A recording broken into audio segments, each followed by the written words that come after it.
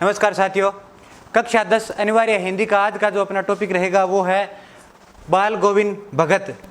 इसके बारे में आज अपने चर्चा करेंगे। तो सबसे पहले अपने देखते हैं रामवृक्ष बेनीपुरी जी का जो जीवन परिचय है उसके बारे में अपने बात करते हैं। आपको पहले भी मैंने बताया था कि कवि परिचय और जो जीवन परिचय है उन दोनों में से जो एक टॉपिक है वो आप तैयार कर लीजिए।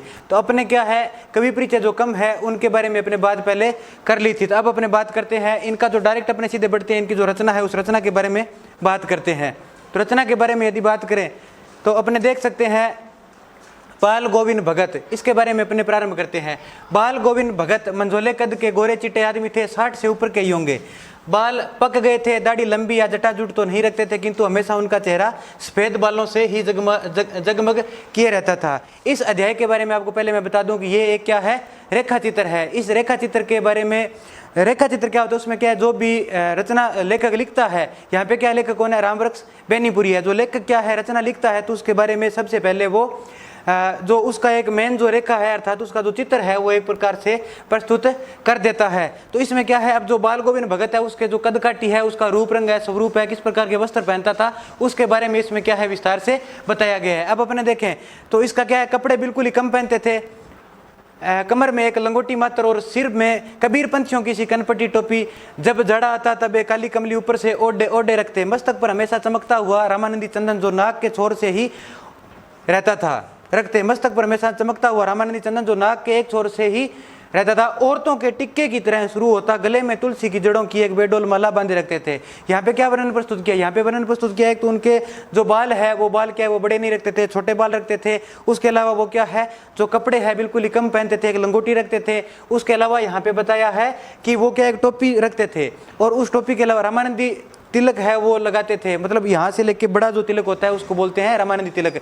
उसके अलावा इसके बारे में अगर अपने बात करें तो वो बताया गया है कि इसमें ये क्या है, एक बेडोल माला अर्थात जो एक माला थी तुलसी की जड़ों की बेडोल माला थी वो रखते थे, नहीं बिल्कुल गृहस्थ। ऊपर से तस्वीर से यह नहीं माना जाए कि बाल गोविंद भगत साधु थे, वो क्या है साधु के भेष में जरूर रहते थे परंतु वो साधु नहीं थे, नहीं बिल्कुल गृहस्थ। उनकी गृहिणी की तो मुझे याद नहीं, उनके बेटे और पोतुआ को मैंने देखा था। यानी कि लेखक यहाँ पे बता रहा है कि मैंने क्या है, जो उनकी गृहिणी है उनको यानी कि अर्थात उनकी जो पत्नी है उसको तो मैंने कभी देखा नहीं, परंतु उनका जो बेटा और पोतु है अर्थात उनकी जो बहू है उनको उन्होंने देख रखा था।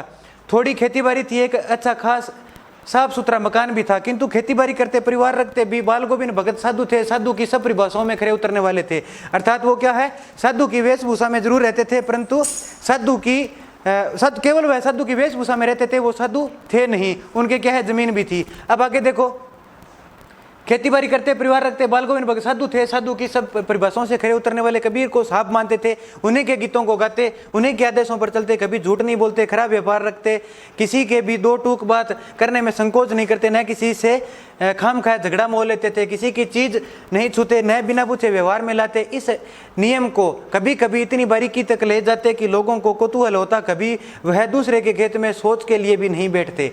यानी कि लोग क्या हंसते थे कि वो क्या दूसरे के खेत में सोच करने के लिए भी नहीं जाते। इतना उनका क्या है, अपना जो व्यक्तित्व है उसको इस प्रकार से बना रखा है कि वह स्वयं तक रखते थे, आत्मनिष्ठ थे।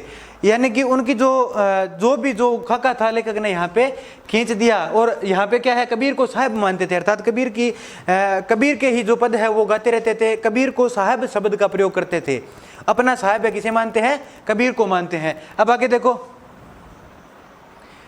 वह गृहस्थ थे लेकिन उनकी सब चीजें साहब की थी, मतलब उनका जो सब कुछ भी था, खेती बाड़ी जो कुछ भी थे वो क्या है, साहब अर्थात कबीर को ही उन्होंने दे रखा था। उनका ही जो मठ था उसको ही वो देते थे। जो कुछ खेत में पैदा होता सिर पर लाद कर पहले उसे साहब के दरबार में ले जाते, जो उसके घर से 4 कोस दूर। यहाँ पे जो है उनका जो घर है उस घर से जो कबीरदास जी का जो मठ है वो कितनी दूर है, 4 कोस की दूरी पर है।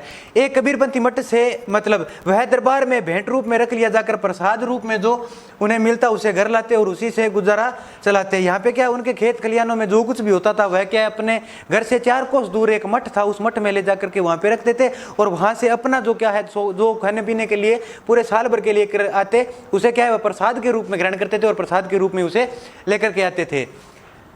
इन सबों के ऊपर मैं तो मुग्ध था, उनके मधुर गान पर जो सदा सर्वदा था, सर्वदा ही सुनने को मिलते। कबीर के वे सीधे साधे पद जो उनके कंठ से निकलकर सजीव हो उठते। आषाढ़ की रिमझिम है, समूचा गांव खेतों में उतर पड़ा है, कहीं हल चल रहे हैं, कहीं रोपनी हो रही है, धान के पानी भरे खेतों में बच्चे उछल रहे हैं, औरतें हैं वो कलेवा लेकर मेड़ पर,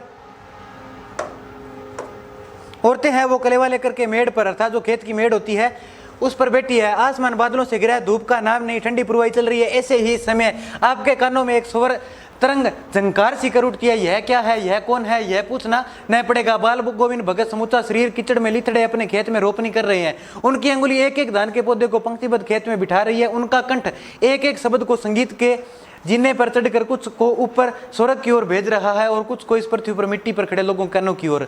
यहाँ पे क्या है, जब लोग क्या है खेती का कार्य कर रहे होते हैं, बरसात होने के पश्चात वहाँ पे क्या लोग धान रोप रहे हैं, अर्थात जो चावल की फसल है वो रोप रहे हैं, तो उसके बाद में क्या होता है, वहाँ पर जितने भी लोग हैं, जो महिलाएं जो है वो क्या है जब भोजन लेकर के आती है खेत में काम करने वालों के लिए, और जो बच्चे हैं वो क्या कीचड़ में खेल रहे हैं, पुरुष है वो क्या है खेत में काम कर रहे हैं। बाल गोविंद भगत स्वयं क्या है अपनी अंगुलियों से धान को तोप रहे हैं। उस समय वो क्या है कबीर के जो पद है उनको गाते रहते हैं।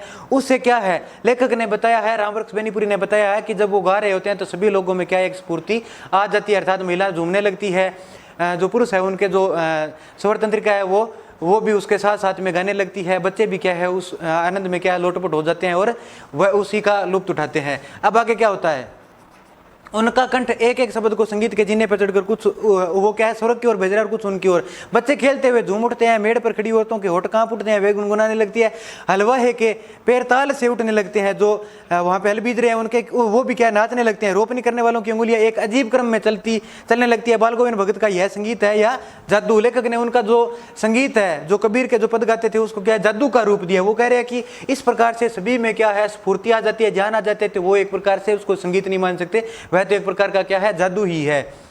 अब आगे देखो, भादों की वह अंधेरी अदरतिया, अभी थोड़ी ही देर पहले मूसलाधार वर्षा खत्म हुई है, बादलों की गरज बिजली की तड़प में आपने कुछ नहीं सुना हो, किंतु अब झिल्ली की झंकार या दादुरों की ट्रैक्टर, दादुरों अर्थात मेंढकों की जो आवाज है वो ट्रैक्टर की तरह आती है। बाल गोविंद भगत के संगीत को अपने कोलाहल में डुबा नहीं सकती। उनकी खंजड़ी डिमक डिमक बज रही है और वे गा रहे हैं, गोदी में पिए हुआ चमक उठे सकिया चिहूक उठे ना। हाँ पिया तो गोद में ही है, किंतु वह समझाती है वह अकेली है। चमक उठती है चिहूक उठती है उसी भरे बादलों वाले भादों की आधी रात में।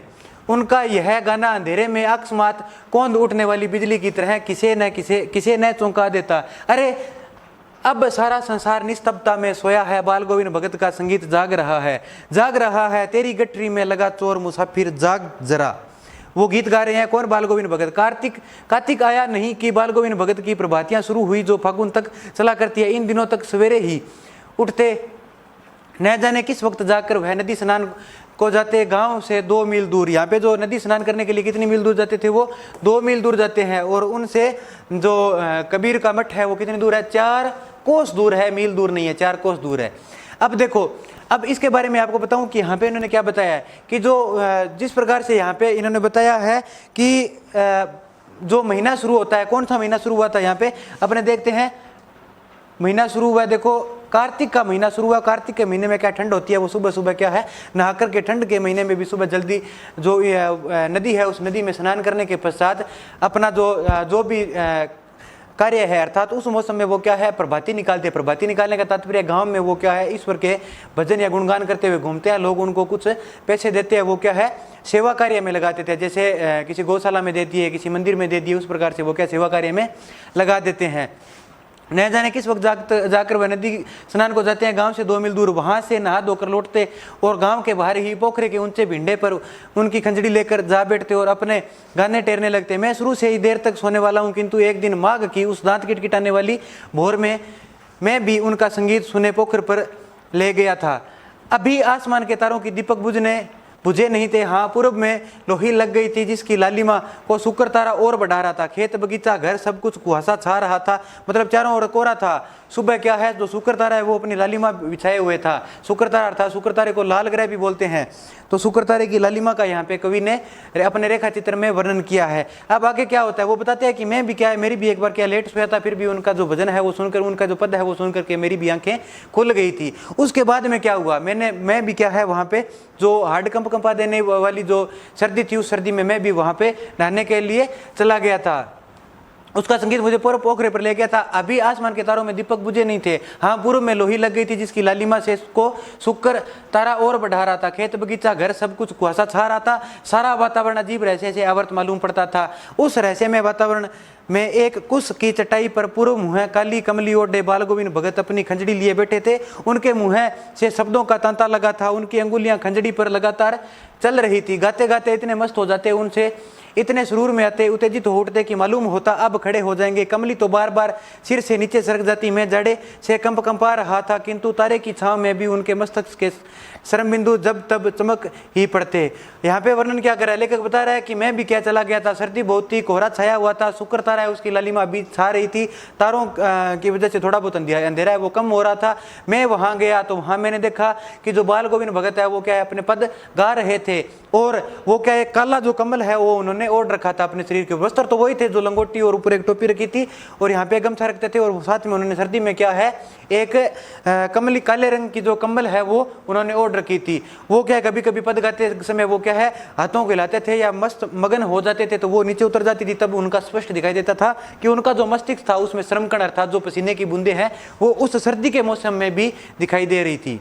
गर्मियों में उनकी संजा कितनी उमस भरी शाम को नया शीतल करती। आपने घर के आंगन में आसन जमा बैठते, अपने घर के आंगन में भी आसन जमा कर बैठ जाते। गांव के उनके कुछ प्रेमी भी जुट जाते। खंजड़ियों और करवालों की भरमार हो जाती। एक पद बाल गोविंद भगत कह जाते। उनकी प्रेमी मंडली उसे दोहराती तिहराती। धीरे धीरे स्वर ऊंचा होने लगता। एक निश्चित ताल एक निश्चित गति से उस ताल स्वर के चढ़ाव के साथ श्रोताओं के मन भी ऊपर उठने लगते। धीरे धीरे मन तन पर हावी हो जाता। होते होते एक क्षण ऐसा आता कि बीच में खंजड़ी लिए बाल गोविंद भगत नाच रहे हैं और उनके साथ ही सबके तन और मन नृत्यशील हो उठते हैं। सारा आंगन नृत्य और संगीत से ओतप्रोत हो जाता है। अब जो ग्रीष्म ऋतु है या फिर उमस का जो मौसम है उसका वर्णन करते हुए लेखक बता रहा है। जो रामवृक्ष बेनीपुरी या बाल गोविंद भगत के बारे में बताते हैं और कहते हैं कि वहाँ का जो मौसम है वो उमस भरा होता है। उस उमस भरे मौसम में भी वो क्या है अपने जो संगीत मंडली है उस संगीत मंडली सहित सबको लेकर के बैठते हैं। एक पद वो गाते हैं और उसके पीछे वो जो दूसरे है वो दोहराते और तिहराते हैं, उसको गाते जाते हैं।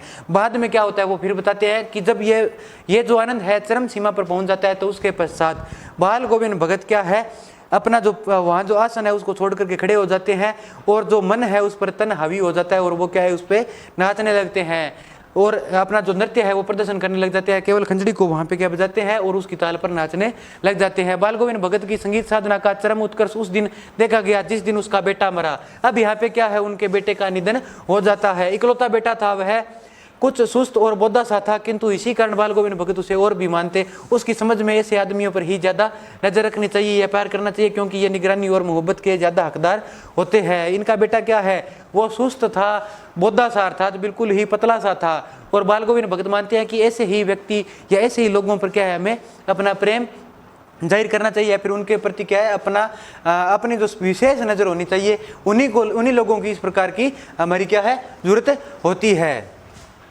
अब उनका बेटा क्या है चल बसा, उनकी समझ में ऐसे आदमियों पर ज़्यादा नज़र रखनी चाहिए या प्यार करना चाहिए क्योंकि ये निगरानी और मोहब्बत के ज़्यादा हकदार होते हैं। बड़ी साध से उसकी शादी कराई थी। पतू है बड़ी ही सुभग और सुशील मिली थी।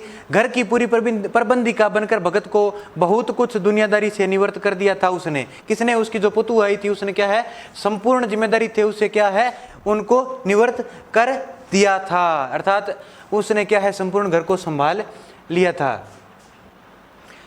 उसका बेटा बीमार है इसकी खबर रखने की लोगों को कहाँ फुर्सत, किंतु मौत तो अपनी ओर सबका ध्यान खींच कर ही रखती है। जब बेटे का निधन होता है तब वहाँ पे सभी लोग आकर के पहुँच जाते हैं, परंतु जब बीमार था तब कोई उस पर ध्यान किसी ने नहीं दिया था। हमने सुना बाल गोविंद भगत का बेटा मर गया। कुतूहलवश उनके घर गया, देख कर दंग रह गया। बेटे को आंगन में एक चटाई पर लिटाकर एक सफेद कपड़े से ढक रखा है। वह कुछ फूल तो हमेशा ही रोपते रहते, उन फूलों में से तोड़कर उस पर बिखरा दिए है। फूल और तुलसी दल भी। सिराने एक चिराग जला रखा है और उसके सामने जमीन पर ही आसन लगाए गीत गाए चले जा रहे हैं। वही पुराना सवर, वही पुरानी तलीनता। घर में पतू है रो रही है जिसे गांव की स्त्रियां चुप कराने की कोशिश कर रही है, किंतु बाल गोविंद भगत गाए जा रहे हैं। हाँ, गाते गाते कभी कभी पतू है के नजदीक भी जाते और उसे रोने के बदले उत्सव मनाने को कहते। आत्मा परमात्मा के पास चली गई, विरहनी उसके प्रेमी से जा मिली, भला इससे बढ़कर आनंद की कौन बात। मैं कभी कभी सोचता यह पागल तो नहीं हो गए, किंतु नहीं, वह जो कुछ भी कह रहे थे उसमें उनका विश्वास बोल रहा था। वह चरम विश्वास जो हमेशा ही मृत्यु पर विजयी होता आया है। अब देखो यहाँ पे क्या बताया, लेखक ने बताया है रामवृक्ष बेनीपुरी ने अपने रेखा चित्र में कि बाल गोविंद भगत है, उसका जो बेटा है जो बीमार रहता था वो क्या है, मर गया। अब लोग वहाँ पे इकट्ठे हो गए, वो स्वयं क्या कर रहे हैं, उसको क्या है, घर का जो आंगन है उसमें क्या एक चटाई पे लेटा दिया, उसके ऊपर क्या एक सफेद रंग की चादर डाल दी और सिरहाने पर उसके क्या है एक दीपक जला दिया और उस पर क्या है जो घर में हमेशा पुष्प लगाए रहते थे वो पुष्प वहाँ पे क्या है लगा दिए, उसके ऊपर डाल दिए। अब क्या होता है, वहाँ पे जो उनकी पोतू है अर्थात जो बेटे की जो बहू है वो क्या है, बेटे की जो पत्नी है वो तो रो रही होती है, गांव की स्त्रियां उसे चुप करा रही होती है, परंतु बाल गोविंद भगत, यहाँ पे देखिए बहुत ही इंपॉर्टेंट बात है, बाल गोविंद भगत स्वयं क्या है उत्सव मना रहे थे और बेटी को या फिर जो अपनी जो बहू है उसको भी बोल रहे थे कि आप भी उत्सव मनाओ, आपको भी उत्सव मनाना चाहिए। क्यों मनाना चाहिए, क्योंकि जो आत्मा है अर्थात हमारी जो आत्मा है उसका परमात्मा से मिलन हो गया। अब क्या है, कबीरपंथी है तो ये बातें करेंगे क्योंकि आत्मा का परमात्मा से मिलन जो प्रेम तत्व है उसमें बताया गया, वो बता रहे कि आत्मा का परमात्मा से मिलन हो गया बेटे, अब क्या है उत्सव मनाओ। इसको क्या है जाना था वो तो चला गया, अब रोने धोने से कोई फायदा नहीं, अब हमें क्या है उत्सव मनाना चाहिए। बेटे के क्रियाक्रम में तूल नहीं किया पतु, ऐसे ही आग दिलवाई उसकी, किंतु ज्यों ही श्राद्ध की अवधि पूरी पतु है के भाई को बुलाकर उसके साथ कर दिया यह आदेश देते हुए कि उसकी दूसरी शादी कर देना। उधर पतु है रो रो कर कहती मैं चली जाऊंगी तो बुढ़ापे में कौन आपके लिए भोजन बनाएगा, बीमार पड़े को कौन एक चुल्लू भर पानी भी देगा। मैं पैर पड़ती हूँ, मुझे अपने चरणों से अलग नहीं कीजिए। लेकिन भगत का निर्णय अटल था, तू जा नहीं तो मैं ही इस घर को छोड़कर चल दूंगा। यह थी उसकी आखिरी दलील और इस दलील के आगे बेचारी की क्या चलती, वो बेचारी थी उसकी क्या चलती। यहाँ पे क्या है, वो पतु है, उस पतु अर्थात तो अपनी जो अपने बेटे की जो पत्नी है उसको या अपनी जो बहू है उस बहू को वह कहता है, उसके भाई को बुलाकर बोलता है कि तू इसके साथ अब चली जा और इसकी क्या है उस भाई को बोलता है कि इसकी दूसरी शादी कर देना। तब वो पतु कहती है कि आपकी जो बुढ़ापा है उस बुढ़ापे में सेवा कौन करेगा, मैं तो कहीं नहीं जाने वाली, मैं यही रहूंगी। तब वो लेखक वो जो बाल गोविंद भगत है वो कहते हैं कि तेरे को जाना है तो जा वरना मैं यहाँ से चला जाऊंगा। इसलिए उसको बोलते हैं कि तू चली जा और अपने निर्णय पर अटल थे, उसको वहां से भेज दिया। बाल गोविंद भगत की मौत उन्हीं के अनुरूप हुई। वह हर वर्ष गंगा स्नान करने जाते, स्नान पर इतनी आस्था नहीं रखते जितना संत समागम और लोक दर्शन पर। वो क्या है हर साल स्नान करने के लिए जाते थे गंगा स्नान के लिए, उनकी जो आस्था है वो गंगा स्नान पर कम और संत जो समागम होते थे उनमें ज्यादा थी और लोक दर्शन में थी। पैदल ही जाते, करीब 30 कोस पर गंगा थी। कितने कोस पर गंगा? 30 कोस पर है। अब देखो साधु को संबल लेने का क्या हक और गृहस्थ किसी से भिक्षा क्यों मांगे। अतः घर से खाकर चलते और वापिस घर पर आकर ही खाना खाते थे। घर से खाकर चलते तो फिर घर पर ही लौटकर खाते।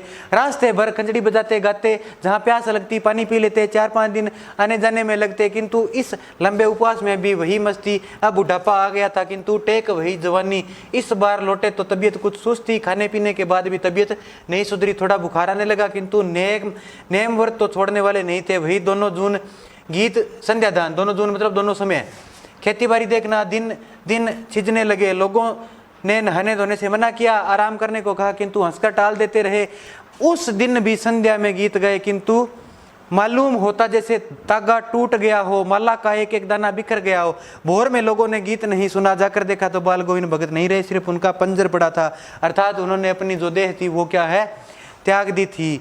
अब आपसे मुख्य रूप से प्रश्न है कि बाल गोविंद भगत है उसके बेटे का जब निधन हुआ था उनकी जो मुख्य भावना किस प्रकार थी और आत्मा का परमात्मा से मिलन उन्होंने इस अध्याय में किस जगह पर बताया है और क्यों बताया है। 2 प्रश्न। तीसरा बताना है कि लेखक का जो घर बाल गोविंद भगत है उस बाल गोविंद भगत के घर से जो गंगा नदी है वो कितनी दूर थी, वहाँ से मठ कितनी दूरी पर था और वो स्नान करने के लिए कितनी दूरी पर जाते थे। इन क्वेश्चनों का उत्तर आप इनमें से जो छोटे क्वेश्चन है अंत में जो मैंने 3 पूछे हैं, जो मील वाले और जो कोस वाले, उसका उत्तर आप कमेंट बॉक्स में जरूर देना। और साथियों जय हिंद जय भारत। आपसे अनुरोध रहेगा कि आप मेरा जो चैनल है थोरी सर के नाम से उसको सब्सक्राइब कीजिए, अपने दोस्तों के साथ ज़्यादा से ज़्यादा शेयर कीजिए, कमेंट कीजिए और अगर वीडियो अच्छा लगा हो तो लाइक कीजिए। जय हिंद जय भारत।